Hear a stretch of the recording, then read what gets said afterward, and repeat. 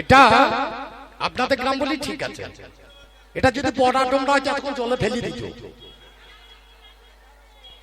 অন্য কোথাও যেতাম না, সামান্য আপনাদের পাশে বড়া ডোমরা যদি হইতো এতক্ষণ জলে ফেলে দিত।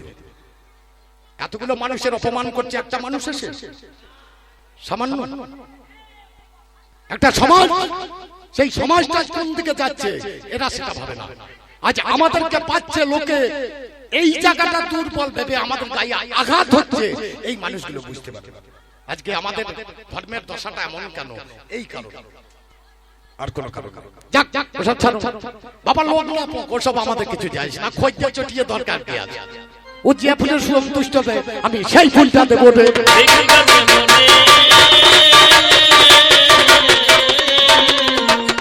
হিমসান এসে যখন বললো বাছুরটা চেটে চেটে রক্ত ঝরছে, চাটা বন্ধ হয় না, বলে তুমি ঠিক দেখেছো, কলিযুগের মা বাবা হবে এইরকম, বেটাদের প্রতি এত স্নেহশীল হবে, একটা ছেলে মানুষ হবে না, সব অমানুষ তৈরি হবে। আমার বাবার কথা নয়, মহাভারতের কথা। 3 নম্বর এলো যুধিষ্ঠির, 3 নম্বর এলো অর্জুন। অর্জুন এসে বলছে ভগবান সর্বনাশ, বলে কি দেখলে? বলে একটা মরা ছাগল জলে ভেসে যাচ্ছে, তার উপর একটা শকুন পাখি খাচ্ছে। বলছে এটা তো খাবে। বলছে ওটা কথা নয়, তার পাখাতে দেখলাম বেদের মন্ত্র লেখা আছে। বলে তুমি ঠিক দেখেছো, কলিযুগে অসংখ্য বইয়ে কি হবে, তারা নামাবলী নিয়ে বেরাবে, কিন্তু তলাই তলাই এরা মাংস খাবে। চিন্তা করে দেখুন। 4 নম্বরে এলো নকুল। নকুল বলছে ভগবান, এক দেখলাম একটা গভীর কূপ আর একটা অগভীর খানিকটা কূপ। যেটা গভীর কূপ তাতে জল নাই, আর যেটা খানিকটা কূপ তাতে দেখছি 1 কূপ জল ভরা আছে। ঠাকুর বুঝতে পারলাম না। বলে তুমি ঠিক দেখেছো, পণ্ডিতরা হবে মূর্খ, আর মূর্খরা সিংহাসনে বসে থাকবে।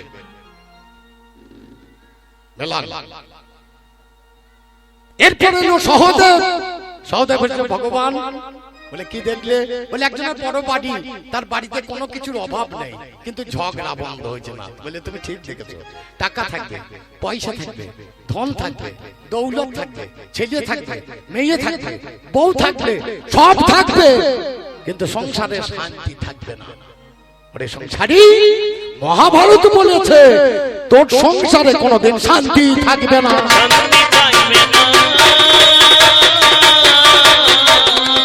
ওরে অশান্তিতে ভাই ডুবে মরি, শান্তি থাকবে না, শান্তিতে ডুবে মরি, শান্তি। এবার নামে যারে লালা বাবু, দেখি কি করতে পারে। দেখ, একদিন বাড়ি ফিরে গেল একটা কাজের মেয়ে, লালার রাজ বিছানায় ঘুমালো। যে বাড়িতে কাজ করে সেই মেয়েটা বিছানায়। লালা গিয়ে দেখছে সর্বনাশ, একটা কাজের মেয়ে।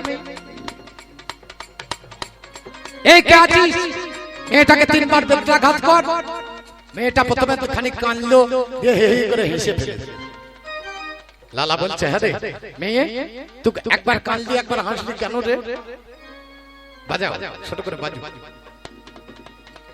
মেয়েটা বলছে রাজা মশাই, আমি এই বিছানায় 1 বার ঘুমিয়েছি, তার জন্য আমার পিঠে 3 বার বেতের আঘাত দেবে, আমার লাগবে না, ওই জন্য কাঁদলাম।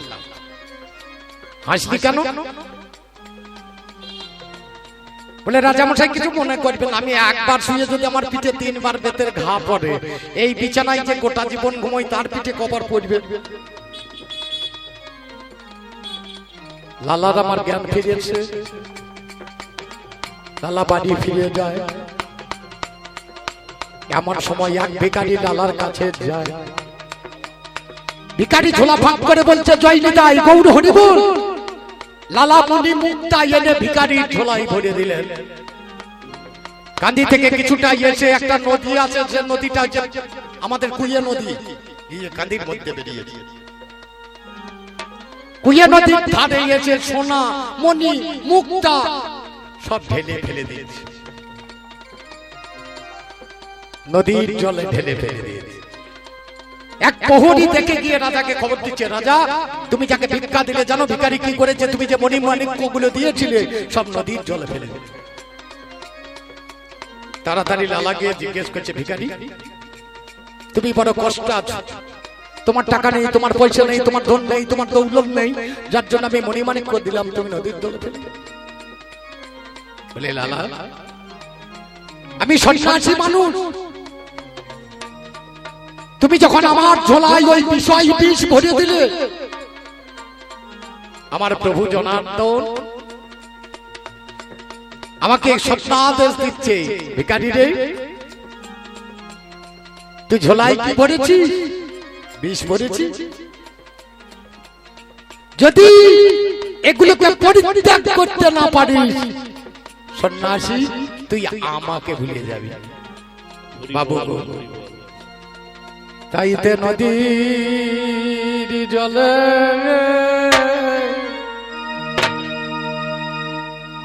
জলে ফেলে দিলাম,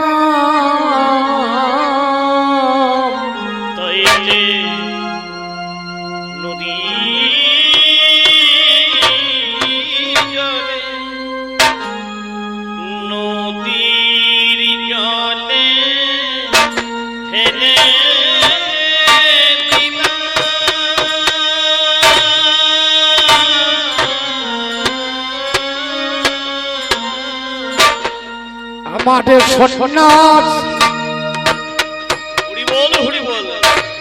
সন্ন্যাসী জীবন নষ্ট হবে, নদী জলে ফেলে দিলাম, ওই সংসারে ডুবতে আরে যাব না আমি নদীর জলে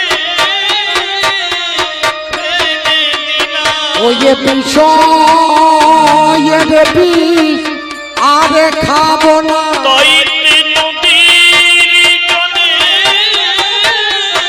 ফেলে দিলাম, তোমার মনে মানিক আরে নেব না, দৈত্যে নদীর জলে ফেলে দিলাম, শুধু নেব গোবিন্দের চরণে দুখানা, দৈত্যে নদীর জলে ফেলে দিলাম, নেব কণ্ঠে ভিক্ষারে ঝুলি খানা, দৈত্যে নদীর জলে ফেলে দিলাম, আর তো কিছু আমি চাই না হরি, দৈত্যে নদীর জলে ফেলে দিলাম, আর তো কিছু চাই না প্রভু, নদীর জলে ফেলে দিলাম। আমার চরম ধরে সেদিন লালাবাবু বলেছিল, আগো সন্ন্যাসী এই সংসার বিষ, আমি বলেছিলাম বিষ, তাহলে এই বিষ অমৃত হবে কোথায়? তবে চলো যদি বৃন্দাবনে, বউ ছেলে ত্যাগ করিয়ে দেবে, সন্ন্যাসীর ভাবটা লালা তুমি ধরিয়ে নেবে, সন্ন্যাসীর বেশ ধরিয়ে বৃন্দাবনে যায়। আমার লালা বাবু বৃন্দাবনে কিনেছিল ভাই, ও বাবা রে লালা বাবু কোন কর্ম করলো, গোটা বৃন্দাবন সেদিন আমার মাঝু করি করিয়ে গুরুদেবের চরণেতে দিয়েছিল ভাই, তবু লালা গুরু মন্ত্র কবু পেল না। জগৎ শেঠের বাড়িতে ভিক্ষা করতে গেল, মণিমাণিক্য নিয়ে কাছেতে দাঁড়ালো, লালা বলে নেব না, বলে নিবি না? না আমি ওই ভিক্ষা নেই, আমাকে এক মুষ্টি তন্ডুল দাও, এক মুষ্টি চাল দাও। বলে এই চালে কি হবে? এই চাল আমার গুরুর চরণে দেব, আর গুরুর চরণে দিলে আমার দীক্ষাটা হবে গো।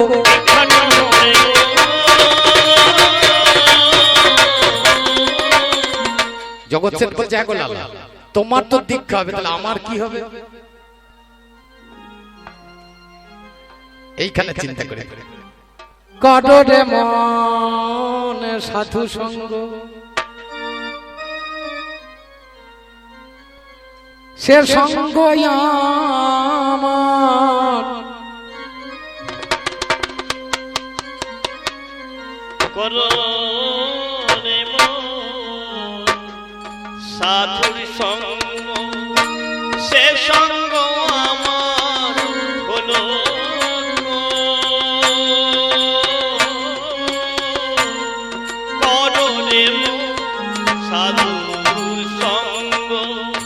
একটা জায়গায় কোন জায়গায় গান শোনাতে পারবেন? কররে সংসারী সঙ্গ,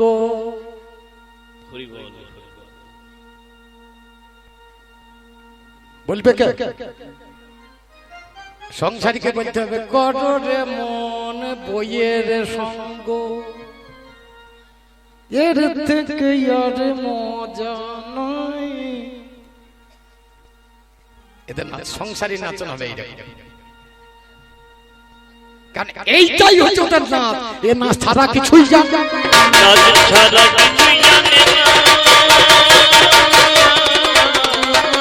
সন্ন্যাসী কেমন জিনিস তা বোঝে,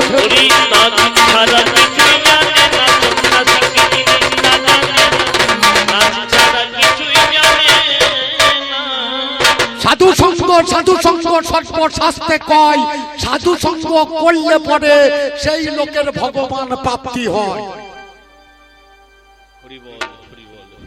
আমার সঙ্গ যদি কোন সংসারী করে সে ভগবানকে পাবে, আর তোমার সঙ্গ যদি কেউ করে, আমি তোমাকে জিজ্ঞেস করছি, তুমি বলো তোমার সঙ্গ যদি কেউ করে তার কি লাভ হবে রে?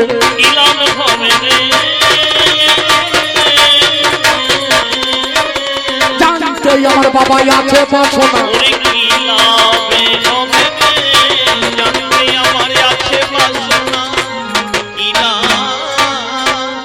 আর একটা থেকে পুলিশ দেখাবো ওটে নামে যার বামা খেপা।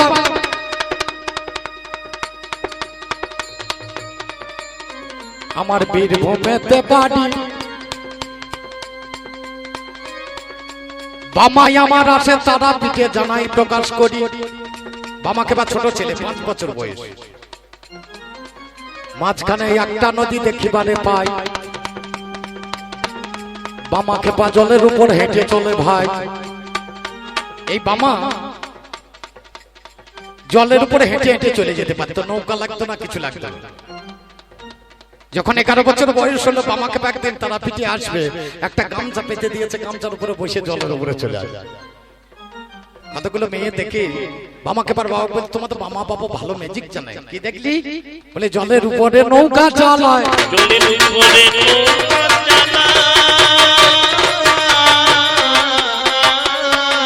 এই বামার মা মারা গেলে বামা বলছে আমি একটা ভোজ করব। লোকজন ডেকে যেতে বলছে 5টা অঞ্চল নেমন্তন্ন করে দে। বলে রান্না বান্না ওরে ওসব ভাবতে না, আমি করে দেবো। বলে বামা খেপা তুমি রান্না করে দেবে, তোরা পরিবেশনের লোক জোগাড় কর।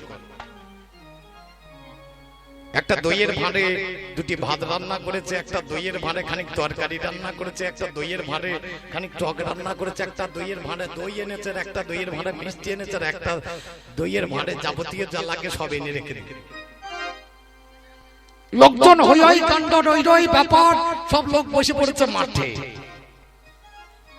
যারা পরিবেশন করবে যে খেপা মাল কই, বলছে শালা দেখতে পাচ্ছিস না, ঘরের কোণে রেখে দিয়েছি। একটা ভাঁড় এনে হাতে বিরাট খেপা, এইটুকু ভাঁড়ে এই লোক খাবে, বলে এইটাকে শেষ করতে পারে। আর বাবা চিন্তা করে দেখুন, বলছে ওই ভাঁড়টা শেষ হোক তবে তোমার ভাঁড় দেবো। সেই এক ভাঁড় 5টা অঞ্চলের লোক সব খেয়ে শেষ করতে পারে। প্রচন্ড মেঘ, চারিদিকে বলবল করে বৃষ্টি হচ্ছে। মামা বলছে ভয় নাই, তোদের কাউকে উঠতে হবে না, থাক এখানে। যাই না বলে ত্রিশূলখানা একবার দাগ কেটে দিয়েছি।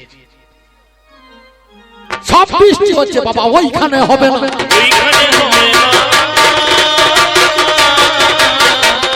এইটাই হলো বাবা সন্ন্যাস সাধনা।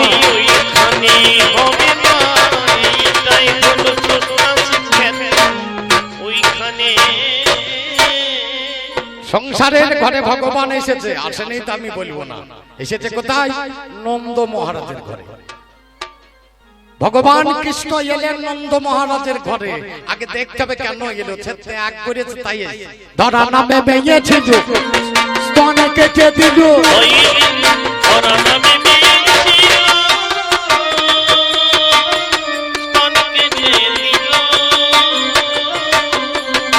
ভগবান এসে সেই স্তন পান করিল।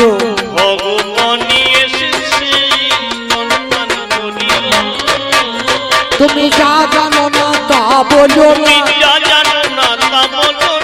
সব কথাই আমার ভালো লাগে। তুমি আহা, যা জানো না তা বলো না, ওসব কথা ভালো লাগে না, যা জানো না তা বলো না। আমার ভোলানাথ মৃত্যুঞ্জয় যে দুর্গাকে বিয়ে করেছিল এ ছিল বড় ত্যাগী পুরুষে ভোগ্যী পুরুষ নয়। জগতের লোক জানে মহাদেব কোনদিন ভোগী পুরুষ নয়, এ ত্যাগী পুরুষ। থাকতো কোথায়? শ্মশানে। থাকতো কোথায় গো? শ্মশানে। থাকতো কোথায়? শ্মশানে। কথাটা বুঝতে অত সস্তা না। কবি গান তাহলে শাওরা গাছের মতো এখানে সেখানে বেরিয়ে থাকে। থাকতো কোথায়? শ্মশানে। যেখানেই থাকতো তার শান থাকতো, আর সংসারী মানুষ থাকে কি সে অশানে। এদের শান থাকে না, এদের শান বাবা থাকে না। শান বাবা থাকে না। তোমরা যা জানো না খেপা তা বলো না। ওরে শান বাবা থাকে না, তুমি যা জানো না তা বলো না। শান বাবা। তবে তোদের সংসারীদের চরিত্র ভালো, আমি খারাপ বলবো না। ওটাই গর্জুন নামে যে ছেলেটা ওরে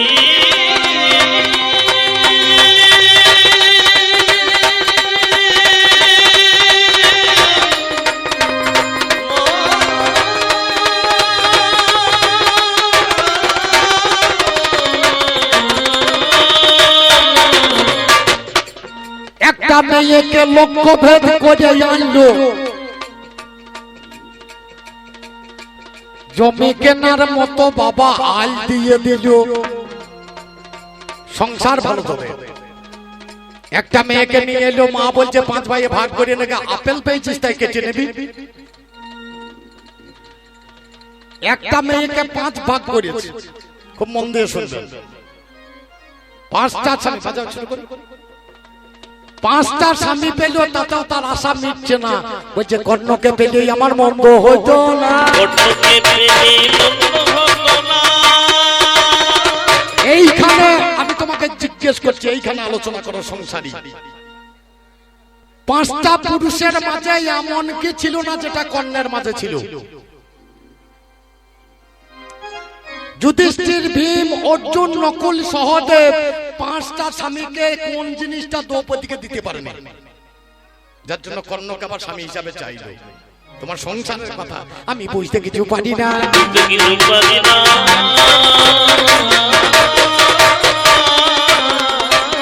করো দেখে একটু আলোচনা। আমি বুঝতে কিছুই পারি না, তুমি করো দেখি আলোচনা।